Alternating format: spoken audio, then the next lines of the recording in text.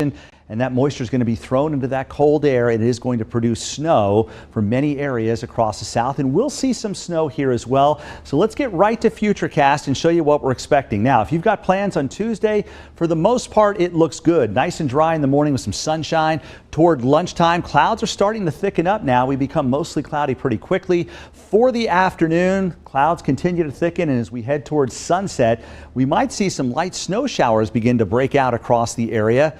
That's when it begins. I think it's going to peak as we head toward midnight with snow likely across the area. I think most of the snow is going to be light. Then quickly as we head toward 4 or 5 o'clock in the morning, any of that light snow that is out there should move off the coast so that by daybreak on Wednesday, there's no more snow falling from the skies. Clouds are going to clear out of the area through the day. So how much are we talking about? All right, so when we put this on here, a trace to 2 inches, I know immediately everybody goes to 2 inches, but there's a real possibility 895, and the reason for that are but the shield of moisture, Bennettsville and Laurinburg, back over toward Hartsville, Cheraw, over toward Charlotte at all. Do keep this in mind. We are still 48 hours away from this really getting going, so things can change. A subtle shift in the track or a little bit more moisture or less moisture will have a direct impact on how much snow we have around here. I think at the very top end, if we were extremely lucky and this way overperformed, we could see 4 or 5 inches of snow. And then there's the real possibility at the other end of the spectrum that many people don't get anything at all. This is kind of riding the middle as of right now. Again, we'll watch those trends as we head through the next couple of days. So what is our confidence in getting 1 inch of snow? When you take all the forecast models and you kind of blend them together, you get an average.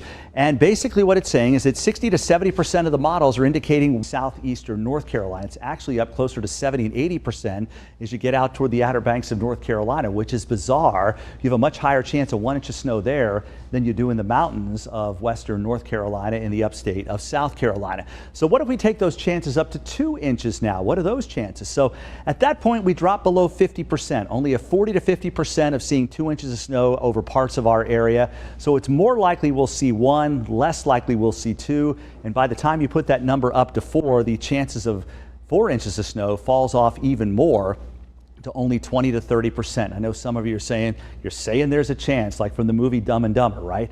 I'm dumb, I get that, but from that movie, you remember that, of course, I'm sure, but the chances are low of that happening, but it's something that's not completely out of the realm of possibilities. And again, we'll monitor the trends as we head through time. So here's the bottom line with this system. Yes? I think we need to pause. No one can hear you. Hey, Jay, can you hear me back there? I don't know why Facebook is not. It's all static. It's all static. Hang on, folks. Why would it be all static?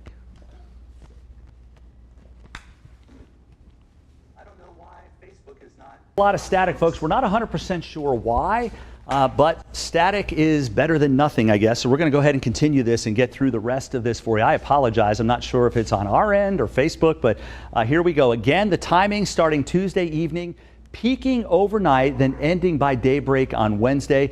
Mostly a light snow. Sleet is less likely along the Grand Strand. Accumulations 0 to 2 inches, more likely around an inch or less in many areas. Keep in mind, because the ground is going to be so cold, even a light accumulation will lead to hazardous driving conditions and other disruptions. So be very careful if you have to travel Tuesday night and Wednesday morning.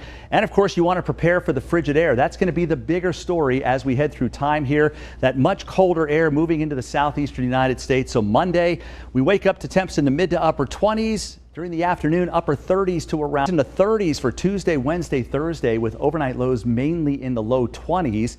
The forecast inland, look for high temperatures in the 30s for 4 straight days, into the teens on Monday night and again on Wednesday night. Just bitter cold out there, so please be careful. These are just the actual temperatures. When you factor in the wind, it's a lot worse. Take a look at this. These are the wind chills on Monday, Tuesday, Wednesday, and Thursday mornings. It's quite brutal on Tuesday, Wednesday, and Thursday mornings. We could have several occasions where we're in the single digits because of the gusty winds that are actually out there. So please be prepared. Make sure your home is prepared for this kind of cold, your car. Don't forget to pet the pets and, of course, other folks, the elderly. And make sure you bundle up if you're going to be outside and limit your time outside, especially during the morning hours. So that's everything that I had to say. Have we had any other resolution to that or no? Hard to say, I guess, right?